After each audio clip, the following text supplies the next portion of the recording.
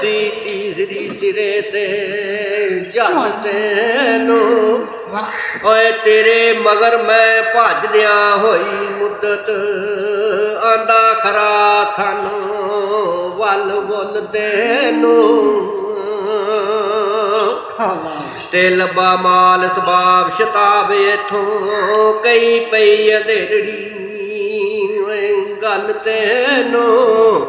आए उड बुलबुले बाग गुजरात अंदर करदा याद एक हुसन दा फुल तेनू इश्क की पिया आंदा उत्थे गुजरात एक हुसन दा फुल तेन याद पिया कर है ते कासद खास मैं उस मशूक दा जिदे लै चले शोरो गुल तेनू ओदे नूर दी लाड कतूर साड़े ना कोई दस सीगा ओदे मुल तेनू ते हस्ती मिटेगी गर्दिशां पैणगियां हिजर टपसी सिरे तू तेनू की कदर तेरा भला नस ते सही दिया वज वजा के दस तेनू ते दायम दर्द फराक ते लाल दे के लाल बलख विचों आंदा मुल तेनू